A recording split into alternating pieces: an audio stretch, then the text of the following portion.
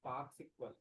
So Spark SQL is a database integrations, right? Not only database integration.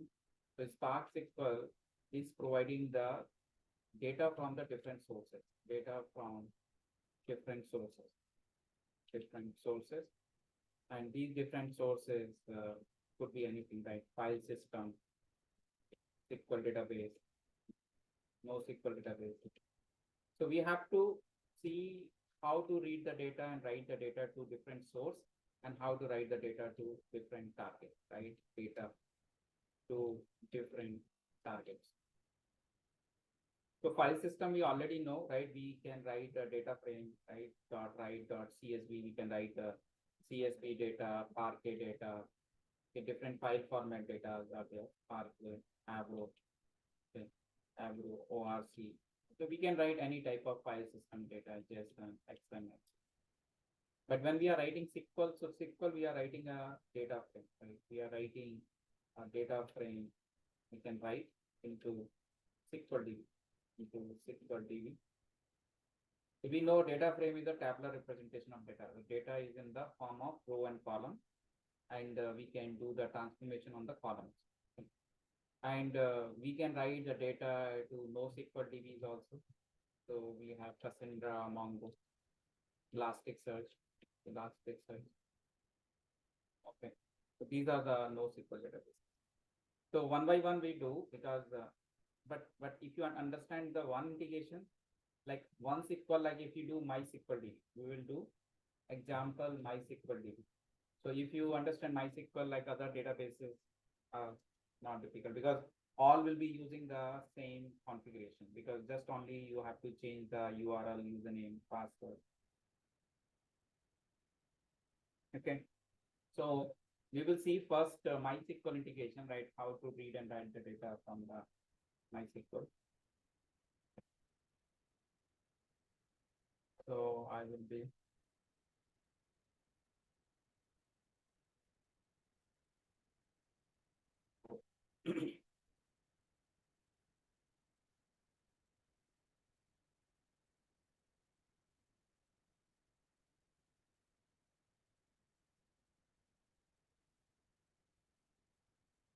so we can do the PySpark shell. We can or we can write a PyCharm ID. We can write, or we can start the PySpark shell. We can start. So PySpark shell, when we are starting, we will be starting minus minus package, and then we can start the PySpark shell.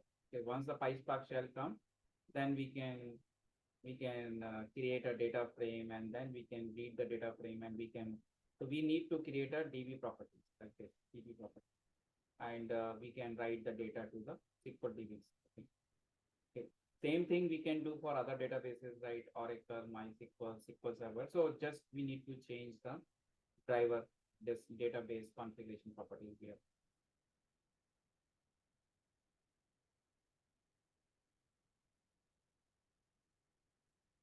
Everybody's installed the PySpark. So every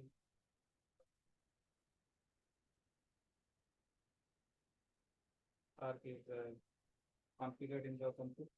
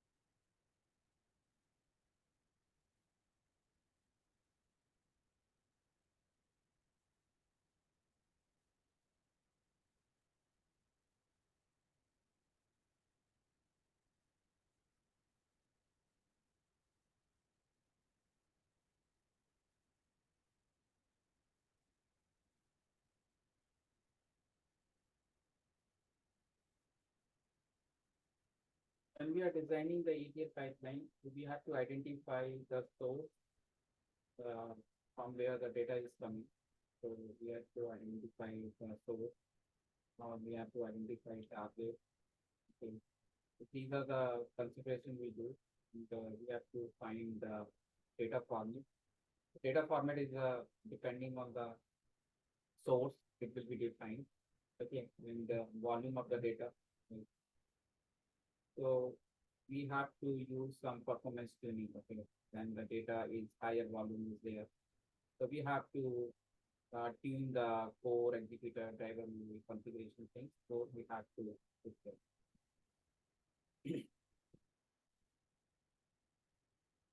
First we have to check right how we can read and write data from the different source and target. Once we understand, then we will do more performance tuning things. So some questions come on the performance tuning, like how you will fine tune your Spark job, right? Because your job is getting slow, okay, or sometimes you're getting out of memory error, some exceptions are coming on. So these are the different types of issues are coming while challenges, right? You can say during the job running. So how can you?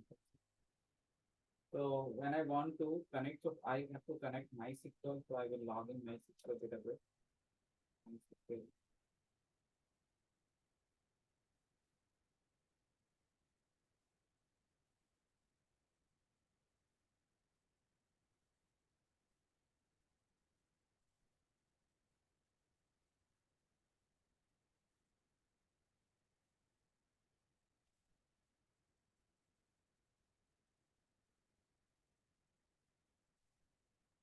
Okay, the next is I will be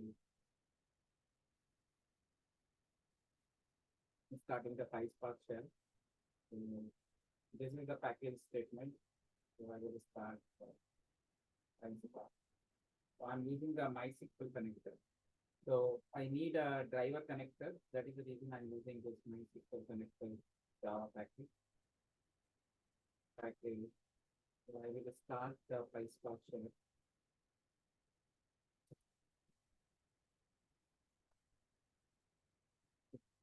So once my PySpark shell comes, I will define the configuration properties. So after this, so you will get the Spark shell. So if you have some CSV file and you want to read it as a data frame, and the data frame you want to read,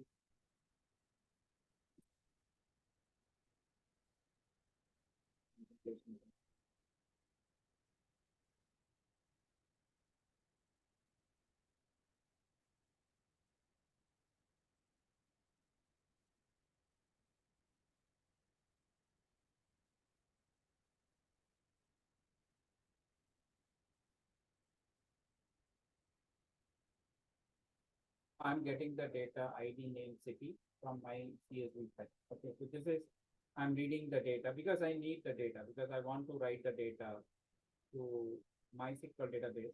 So initially I need some data, or I can directly read data. If I have some table here, I can read the data. Okay, first I'm going to write some data in the database. So once I get this, and if I want to add any new column, you can add the column. With column, we can add a new column. Okay. If I want to define the properties, with this DB properties, we need to define. The DB property, we have to define this DB property. So DB property is database property.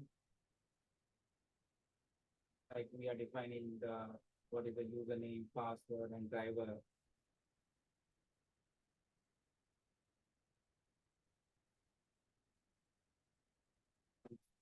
So it's setting the DB property. Next thing I want to set the DB property. This DB property, I will use it in my, if I want to write the data, so I should have one JDBC URL. JDBC URL is in which database I want to write.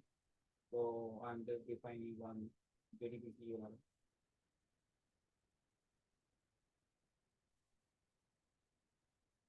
Okay. And now we will use to write the data by using the DB property and JDBC URL. Okay. Here I will get the error, some illegal character coding something. So that needs to resolve by some UTF-8. Okay, let's see that issue so that you understand what the issue is there.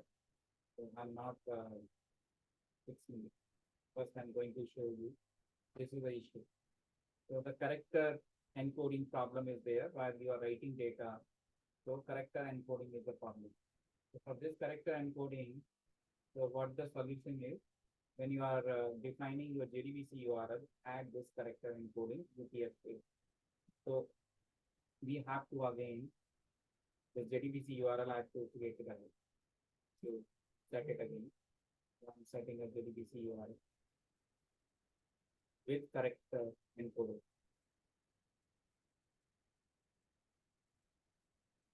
Okay.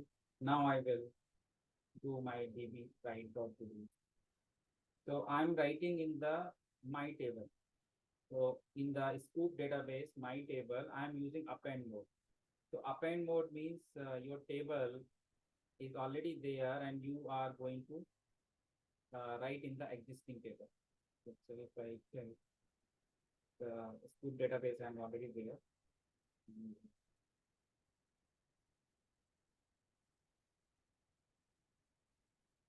So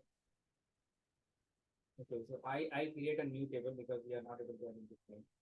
So I'm just creating even new table. I'm giving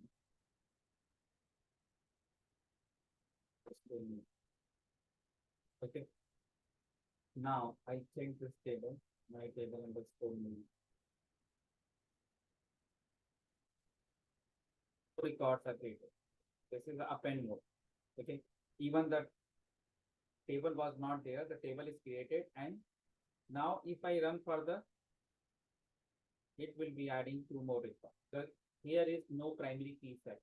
If ID is a primary key, it will not allow to write the data into MySQL code because you will get the constraint violation error. Okay. So that part we have to handle in the data frame side. We have to remove duplicate. So what CDC you are saying, right? Okay, so we have to compare the existing data. So I will get the data frame which is already there, and I have the data frame which is I want to write. So I will compare these two data frame and find the right. Suppose I say the same 1 and 2 with the different values I'm writing this time. Okay, my values are changed in the data frame, and now I'm going to update the data. So in that case, my record will be 1 and 2, and I should use the override case in that case, right? Okay, I should not use the append mode. So if I find some records are not changed, like new IDs are not there, IDs is not null.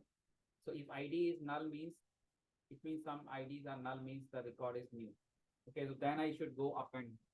Okay, so that part we can do. Okay, so first I'm showing simply, if I don't have the data in the table, it will be, it is append mode means it will be keep append.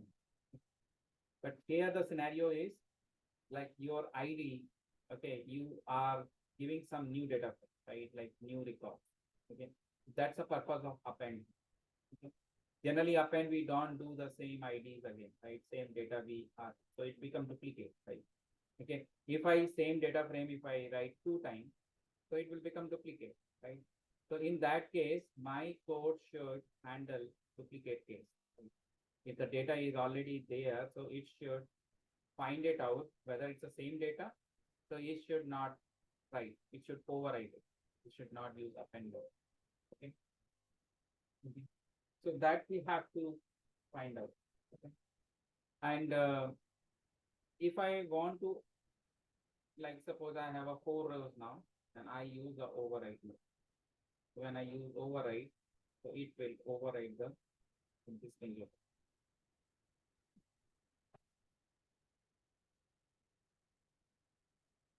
I will replace my 4 rows with 2 rows because I use the override. Now I want to read the data. I want to read the data.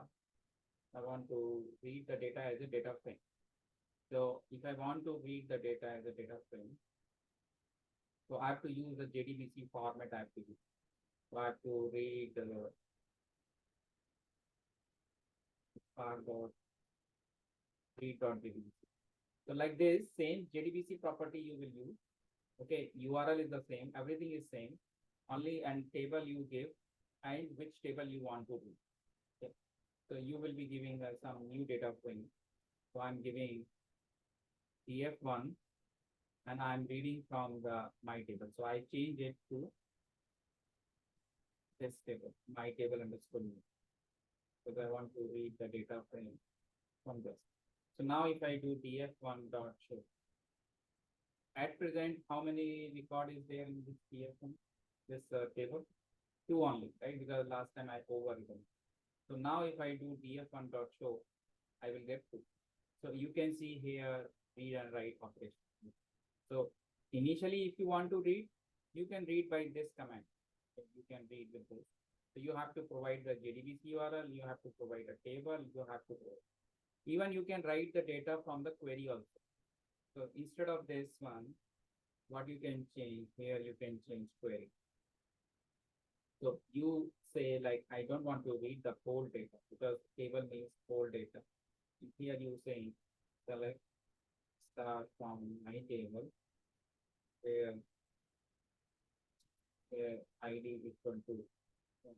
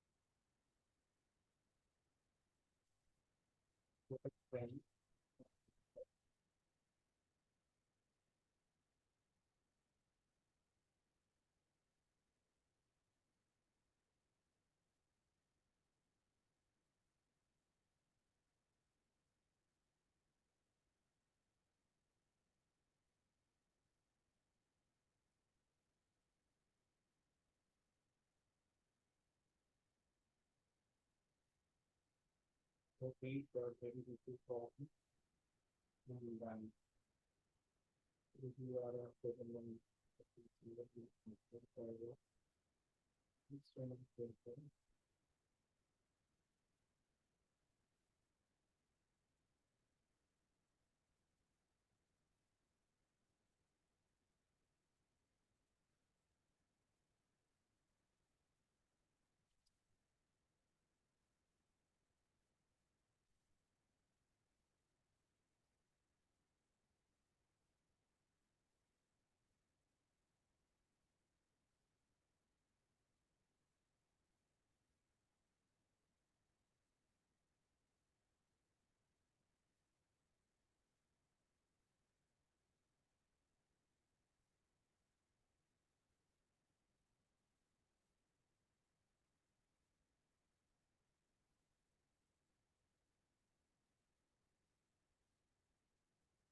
table equal to query. Okay. Query equal to query. Write query first. Some query variable I should see.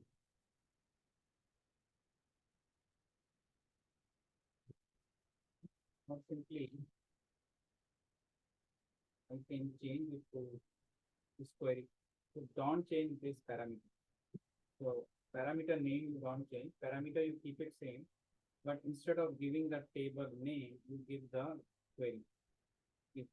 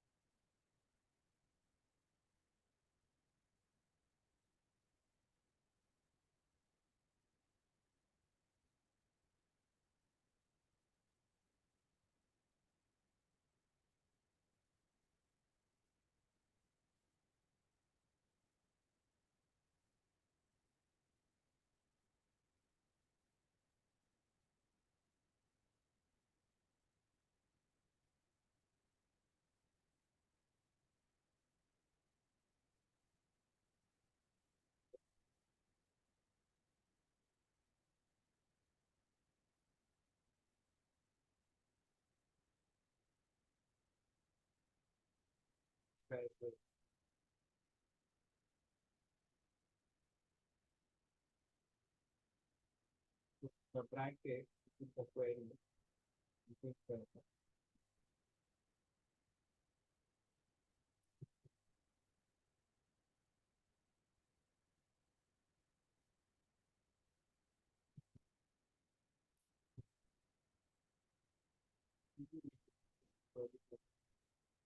query table.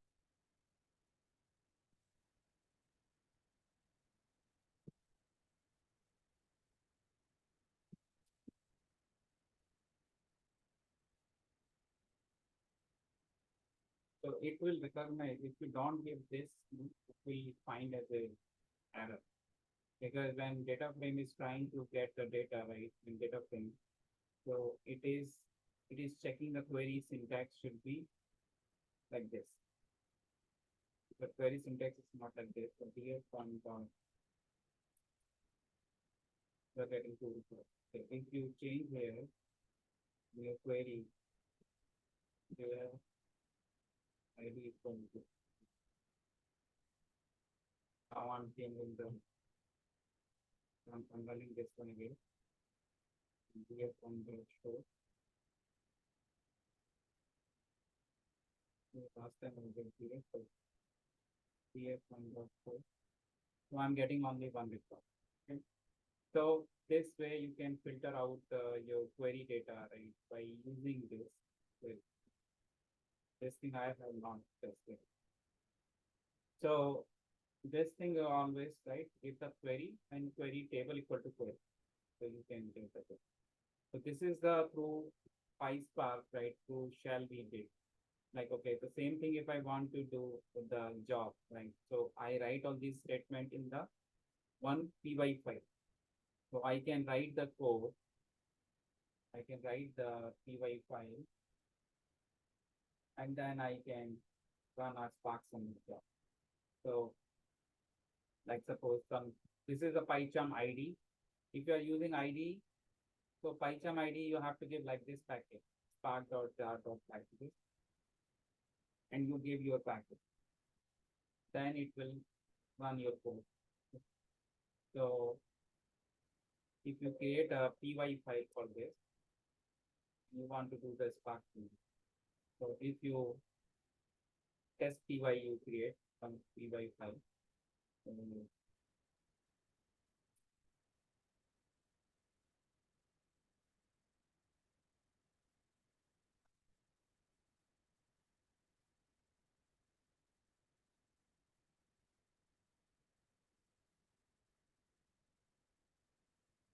So here, so create test dot test dot test dot py.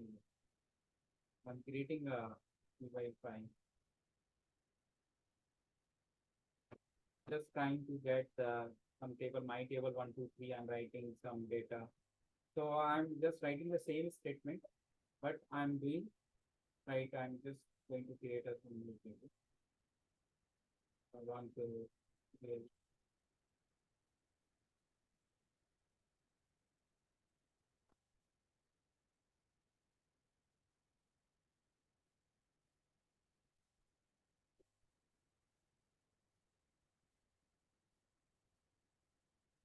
the same table I want to create. So I want to see the data frame after.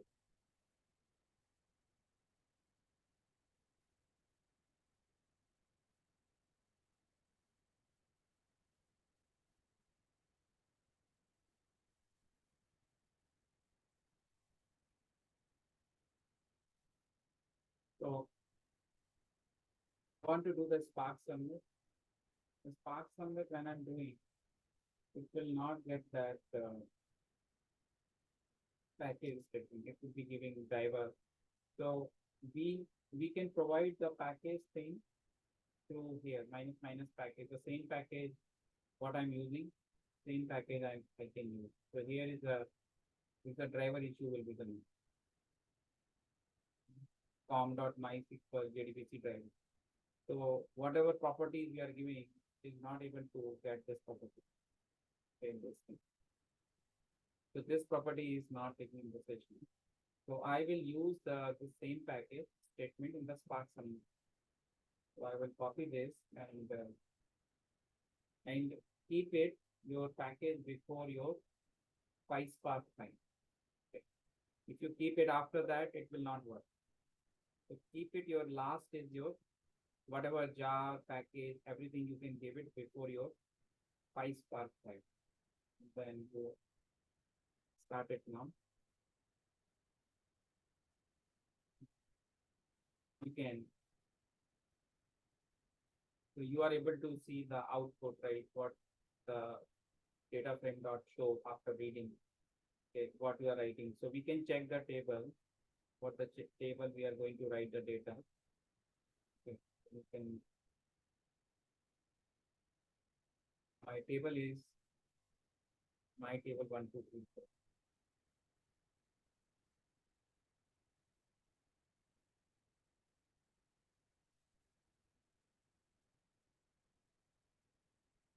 The Spark submit, right? The same. This table is data is correct. So this is through the we have done through the PySpark, the Spark submit job. And if you have the same program, if you create in the PyCharm, you can run the PyCharm ID. The PyCharm ID, this code will work. Here there is this package. So this is like how to read and write the data from the MySQL. Okay. So other SQL databases, you can configure the same way. You need a JDBC URL. So you need a database property. You need a database username, password. You need a what is the database you want to access in table. Okay, so this is for MySQL. If you want to do another integration, right, we have Mongo and Cassandra. So how to MySQL, you already know, already you have installed when you started Scoop, right? So you install MySQL. So when you want install Cassandra and Mongo, so let me tell this Cassandra Mongo installation. Okay, because you can follow the documentation and then you can install Cassandra and Mongo.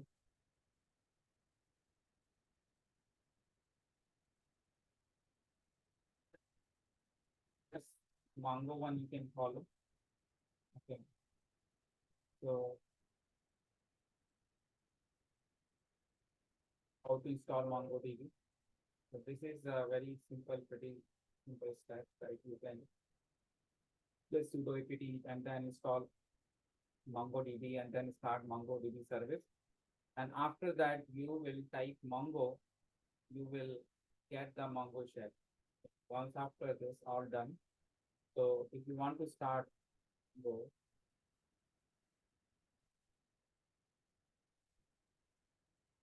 like this, you will get the prompt. Okay. So after getting the Mongo is running in your DB, right? MongoDB is running on your system. So show DBs is the command to check how many databases are there. Okay. So I will tell about first you install Mongo. Okay. And you can follow this tutorial point like basic like how to uh, like first understand like MongoDB related, how to create database, drop database, create collections.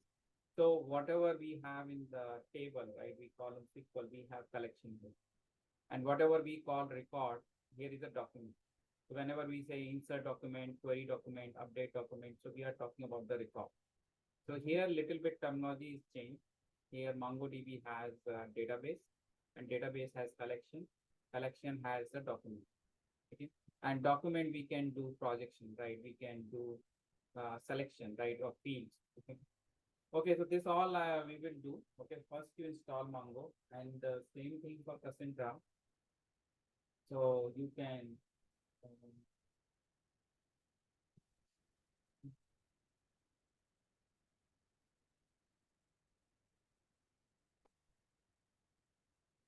so Cassandra installation, you can just installing this thing, this Cassandra. So here is the installation for the Cassandra. So follow this one where the Debian package. So start this Debian package installation. I think I mentioned the.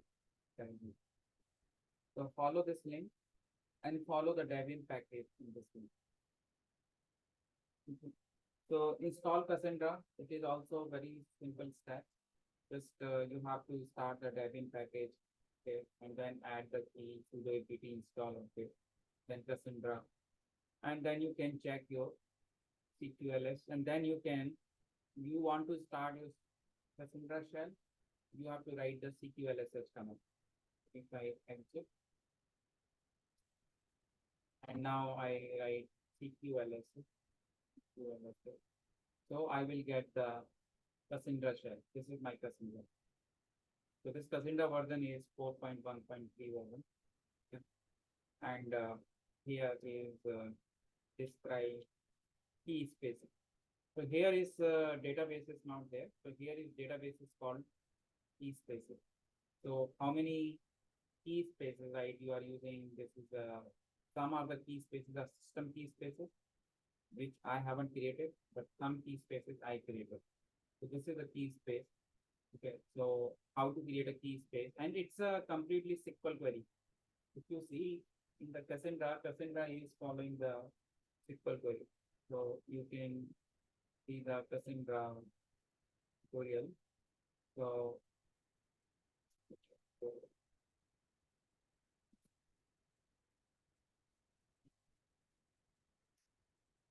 Cassandra, if you go, Cassandra is having the Cassandra architecture. So I will discuss about this all like Cassandra.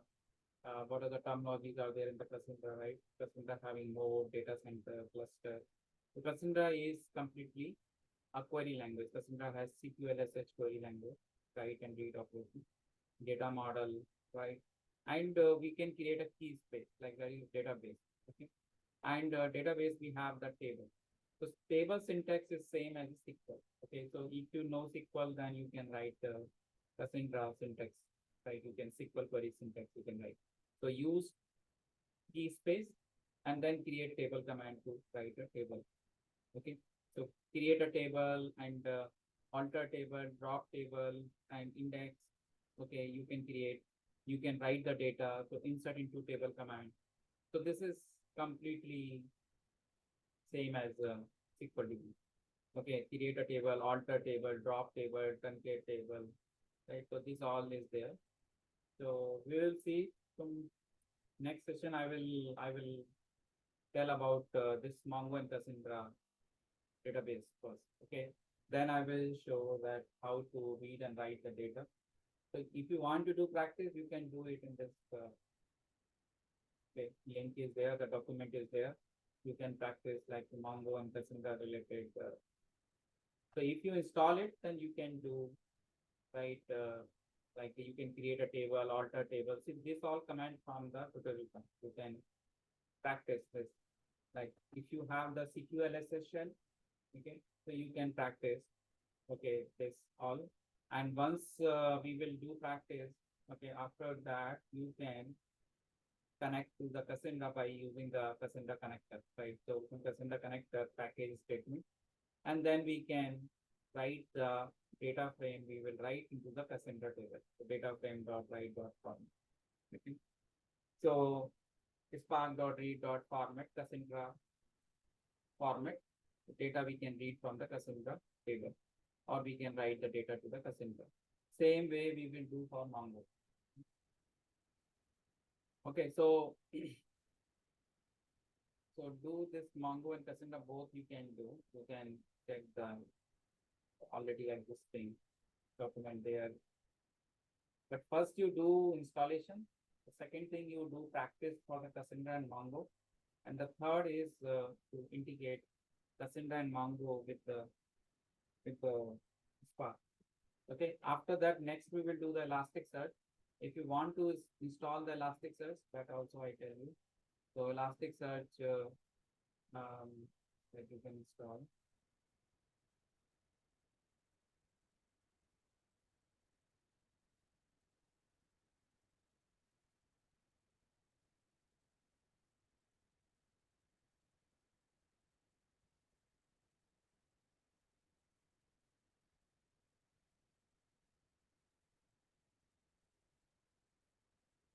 So at least you install all three NoSQL databases. So you um, install Mongo, Cassandra, and Elasticsearch.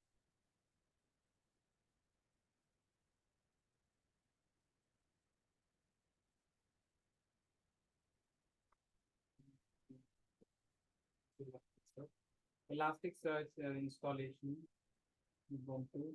So you can follow one link.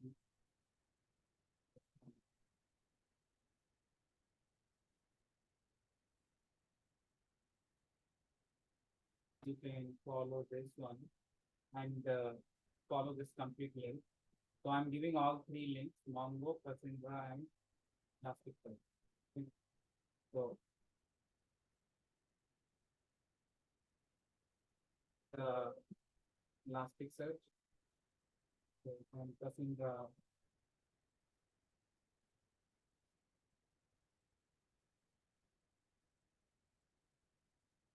This is the Cassandra, but you have to do the just install the debian package.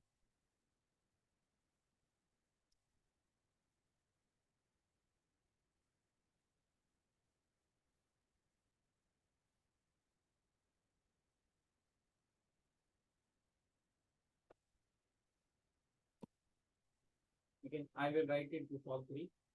Okay. So my next class, right? You prepare all this. Okay. Yeah. Okay. Thank you.